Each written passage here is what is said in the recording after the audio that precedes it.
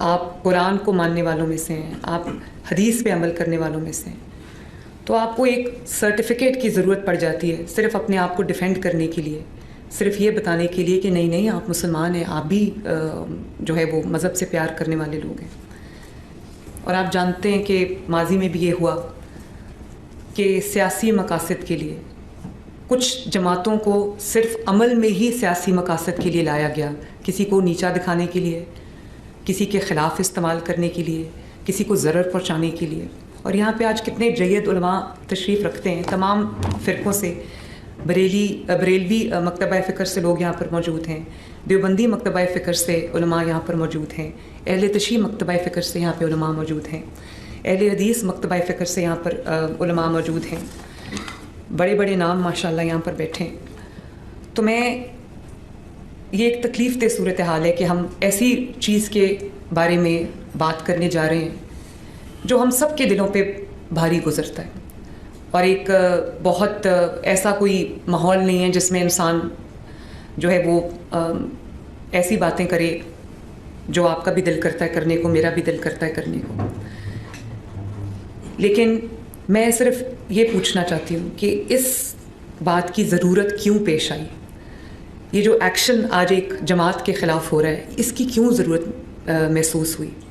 میں نے ابھی مفتی صاحب سے بھی یہ عرض کیا تھا کہ آپ نیک لوگ ہیں, آپ اسلام کی تعلیمات پر عمل کرنے والے لوگ ہیں, ہمیں راستہ دکھانے والے لوگ ہیں, اور آپ کی جو مذہبی جماعتیں ہیں سیاست کرنا سب کا حق ہے, مذہبی جماعتوں کو بھی سیاست کرنے کا حق ہے, لیکن سیاست کی آڑ میں یا مذہب کی آڑ میں انتہا پسندی کو پہنچ جانا, ہتھیار اٹھا لینا, بے گناہوں کو نشانہ بنانا اور راستے بند کر دینا, املاک کو جلا دینا, کسی کی جان لے لینا. اب یہاں پر جو قانون نافذ کرنے والے ادارے یہاں پر موجود ہیں, آئی جی صاحب موجود ہیں, سی ٹی ڈی کے جو سربراہ ہیں وہ موجود ہیں, اسپیشل برانچ کے لوگ بیٹھے ہیں, ہوم سیکرٹری صاحب یہاں پر تشریف رکھتے ہیں. ہم سب اور میں بطور چیف ایگزیکٹو پنجاب کے, ہم سب آپ کی خدمت میں حاضر رہتے ہیں. ہم سب یہ حتی الامکان کوشش کرتے ہیں کہ یہاں پر عوام کی جو جان اور مال اور عزت ہے وہ محفوظ رہے. میں پوری کوشش کرتی ہوں صبح دوپہر شام کہ کوئی جو روزمرہ کی زندگی ہے اس میں کوئی خلل نہ آئے, اس میں کوئی رکاوٹ نہ آئے. لوگوں کو اپنے روزگار پہ آنے جانے کے لیے, اپنی درسگاہوں میں آنے جانے کے لیے, اپنے جو روزمرہ کے جو معاملات ہیں, چاہے کسی نے ہسپتال جانا ہو, کسی نے اسکول جانا ہو, کسی نے اپنے کام کے لیے جانا ہو, یا کسی بھی مقصد کے لیے کوئی اگر اپنے گھر سے باہر نکلتا ہے تو اس کو کسی تکلیف کا سامنا نہ کرنا پڑے. دن سے ہم چیخ رہے ہیں, یہ تو ایف اے ٹی ایف کی بابرکت تلوار تو بعد میں آئی ہے, تو تب انہیں نان اسٹیک ایکٹر کے حوالے سے شر کلیئر ہوا ہے. ادروائز میری آپ 2012-13 کی ویڈیوز یوٹیوب کے اوپر اپلوڈڈ ہے, میں اس وقت بھی چیخ رہا تھا یہ تمہارے گاٹے فٹ ہوں گے, یہ جو تم لوگ پال رہے ہو نا تمہارے گاٹے بھی فٹ ہوں گے, ہمارے گاٹے تو فٹ ہوئے میں. جب اس وقت تو بم دھماکوں کے ذریعے اپنی ایکٹیویٹیز کے ذریعے ہمیں نقصان پہنچاتے تھے. اب جب سے تم نے بے روزگار کیا ہے نا انہیں, ان کے چندے روک کے, تو اب یہ ہماری جیبیں کاٹتے ہیں. یہ آپ کو جتنے جیب کترے نظر آ رہے ہیں نا, ان میں میجارٹی یہی لوگ ہیں جو اب بے روزگار ہوئے میں, ٹھیک ہے, یا کسی مسجد کا چندہ جا کے لوٹ لیں گے. میں تو جہادی تنظیموں کے لوگوں کو جانتا ہوں کہ جنہوں نے وقتی طور پہ اپنے نام پہ کوئی چیزیں کی بھی تھی نا, جیسے یہ جہادی تنظیموں کے اوپر پابندی لگی وہ اپنے استعمال میں لے آئے ان چیزوں کو. کسی کے پاس پلاٹ تھا نا مسجد کا, وہ بیچ کے کھا گیا. تو آپ کو پتا چل گیا کہ یہ کون سی اسلام کی خدمت ہو رہی تھی. اور اندازہ کریں آج تک چندہ بکس لے کے پھر رہے ہیں. ان سے پوچھیں چندہ کہاں لے کے جا رہے ہو, وہ خود کھاتے ہیں. وہ کہتے ہیں ہم بے روزگار ہوئے ہیں, ہماری تنخواہ نہیں دینی. بھائی تنخواہ تو آپ کو دی تھی ایک کام کی, ہم تو اس کام کے ساتھ بھی ایگری نہیں کرتے تھے. وہ الگ سے میرا اس پہ کئی ایک ویڈیوز ریکارڈڈ ہے. بل وہ کام بھی چھوڑ دیے تو اب کس چیز کی تنخواہ یار, بغیر کام کیے تنخواہ. اندازہ کریں.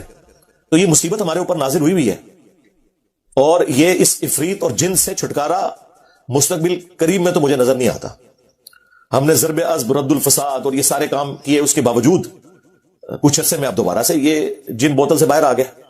ظاہر ہے کہ میرے بھائی جب آپ اپنے پولیٹیکل گینز کی خاطر وقت کی پولیٹیکل گورنمنٹ کو کمزور کرنے کے لیے دھرنے دلوائیں گے تو وہ دھرنے تو دے دیں گے, وہ تو بےچارے اپنی کاز میں مخلص ہوں گے, آپ انہیں یوز کر رہے ہوں گے اور اپنا مقصد بھی ان سے پورا کر رہے ہوں گے. لیکن کل کو جب وہ واپس جائیں گے نا تو وہ آپ کے قابو سے بھی باہر نکل جائیں گے. یہی وجہ ہے کہ اس سے اگلی جب حکومت آئی اس کے اوپر بھی وہ دھرنے نازل ہو گئے. کیوں ہوئے؟ ظاہر ہے جب آپ کسی کو پالتے ہیں، ان کو سپورٹ کرتے ہیں، پھر وہ اس وقت بھی آ جاتے ہیں جب آپ نہیں چاہتے کہ اب نہ آئیں گے. وہ کہتے ہیں یہ تو ہم ڈیسائیڈ کریں گے.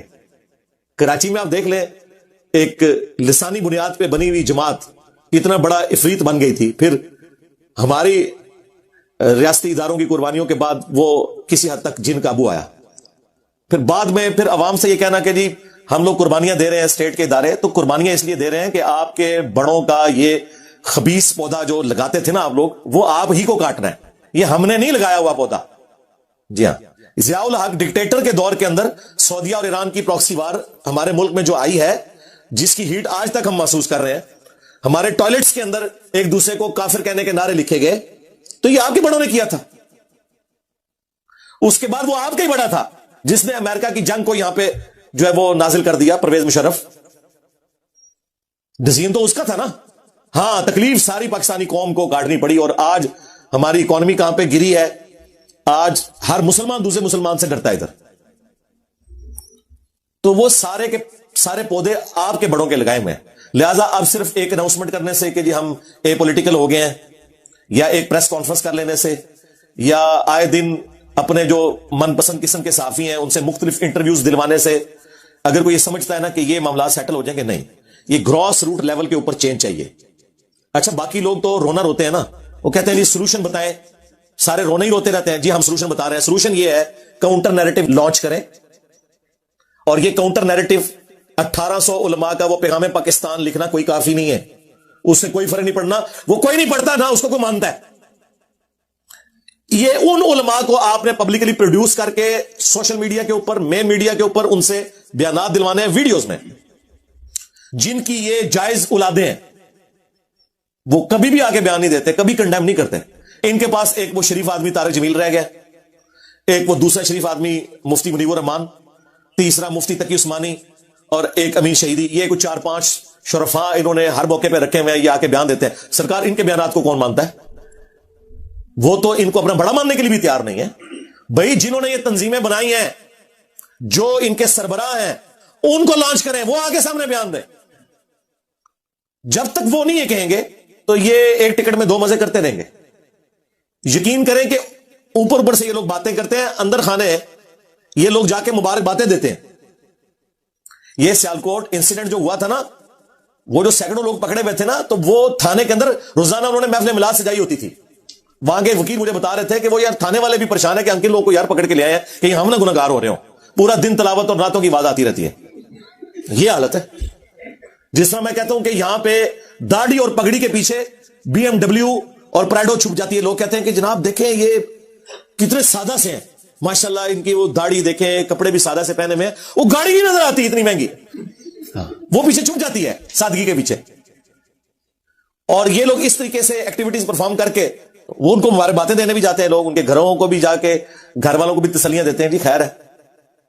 تو ظاہر ہے پھر اس قسم کے واقعات ہوتے رہیں گے. لوگ قانون ہاتھ میں لیں گے.